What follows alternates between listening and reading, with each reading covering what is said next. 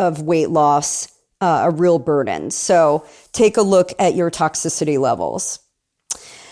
The next one is being a couch potato. Okay, I know that sounds a little harsh, but what I'm saying is, if you are of the mindset that you don't need to move, that, hey, you're just, it's okay. I'm not going to move. I don't need to move. I'm just going to do all these other things.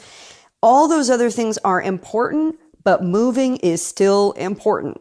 You need it for your cardiovascular health. You need it to elevate your body temperature, which is also a trigger to help burn and stoke your metabolism, by the way. And little hack, you can get that by eating spicy foods. It will temporarily spike your internal body temperature. That's why you start to sweat and your head tingles and you get all the feels and your tongue burns. And there is a little benefit to that. I'm not going to lie, add some spice to your life and you will reap the benefits. But exercise does that as well. Plus, being able to work your muscles, release toxins that way is very important than flushing them out with water. So get that exercise going. You'll release endorphins. You'll feel better. You'll want to get out there into the world again because you'll feel that joy from the high that you get from working out. I just joined a kickboxing gym here recently in my area. And let me tell you something, that little high that I get afterwards, priceless. Don't need a drug for that. Just need to move your body. You'll feel vital. You'll feel more energy. And even if you're in a place where you're like, oh, I'm so tired. I don't have the energy to exercise. Just start with 5 minutes. Okay. Start with 5 minutes. Feel okay? Add another 5 minutes. Feel okay? Add another 5 minutes. Do it in baby steps. You don't have to conquer the whole marathon. Most people won't in their lifetime, and that's all right. That is not going to earn you a badge of honor in any way, shape, or form. Just maintaining good cardiovascular health, doing some muscle resistance training, weight-bearing exercises, some squats, some sit-ups, some push-ups. All those things go a long way. It doesn't have to be hard on your system. So get into an exercise routine and schedule it on your calendar so you're doing it regularly. Just make it a priority. And number 10, the last one is you are feeling emotional. And let me just start by saying, I feel you. It has been a rough road. On so many levels. We have had so many interruptions. We have had so many new pressures to deal with. If you're a parent, you've had to homeschool. You've had to figure out how to do Zoom efficiently and keep the kids out of the room and not have your dog barking and have the sleep out of your eyes to do it. There's a lot that's changed. Our new normal is not so easy. It's not easy to adopt all these habits and to do it so suddenly. So I feel that emotional stress. I'll tell you, a month after COVID began, well, first of all, I was a newlywed.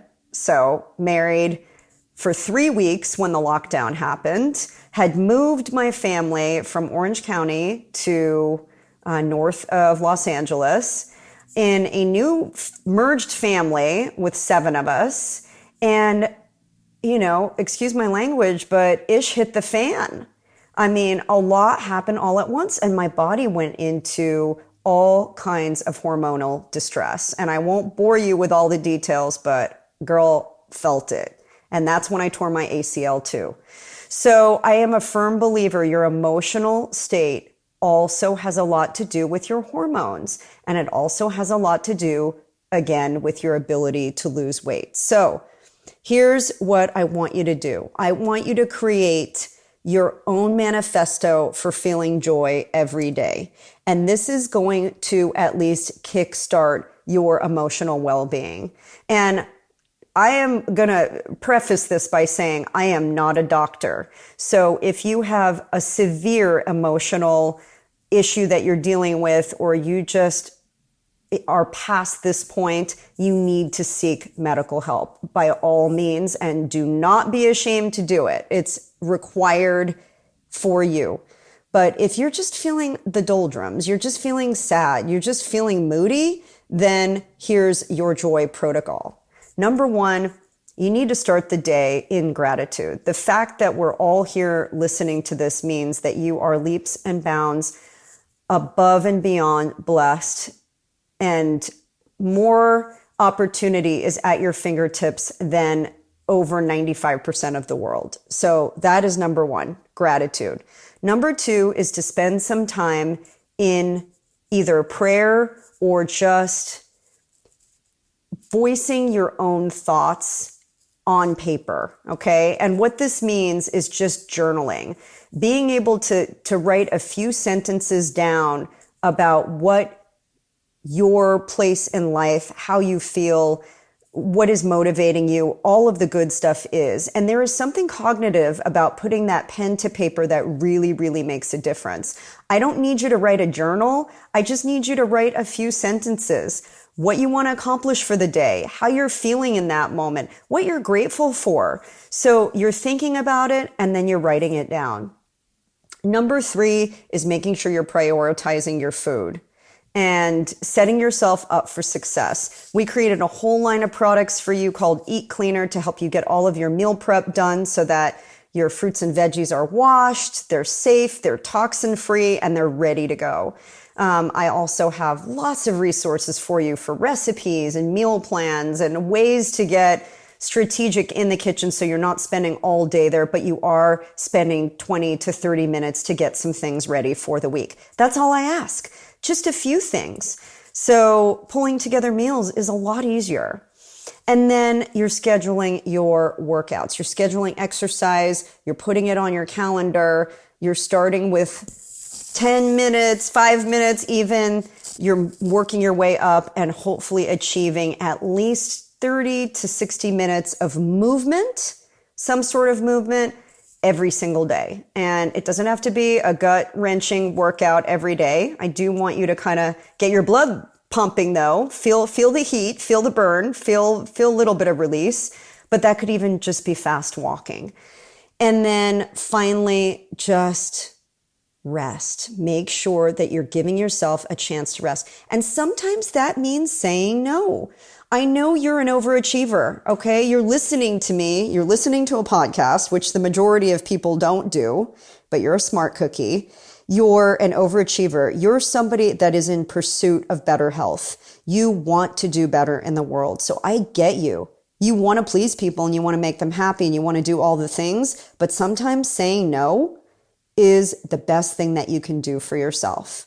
So not getting too tense, not getting too upset or wound up. I need to take that example. And giving yourself that barrier, that cushion to be able to protect your priorities at every turn.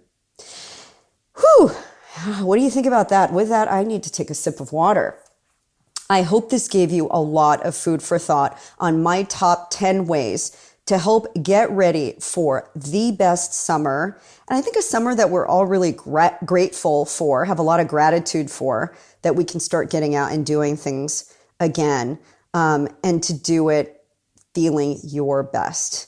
If this has been helpful, I'd love to hear from you. Make sure you drop me a line, Maria@eatcleaner.com, or you can just send me a message on Instagram or Facebook. Our handle is @eatcleaner. And hey, don't forget, you are a rock star. Hey, thank you so much for listening to this week's episode. I know you have a lot of choices out there of what to listen to, what to watch, so it means a lot to me that you're here with me. And hey, if you love this content, would you hit the subscribe button? I want you around. I don't want you to just show up for one episode and leave. I want you here, part of the conversation, a seat at this table. And while you're at it, would you share this with your friends and family? And if you take a screenshot and share it on your social media with a hashtag RFYBL for Recipes for Your Best Life, I'll make sure to personally give you a shout out and you may just be featured right here on the show. So until next time, here's to living deliciously and being the chef of your best life.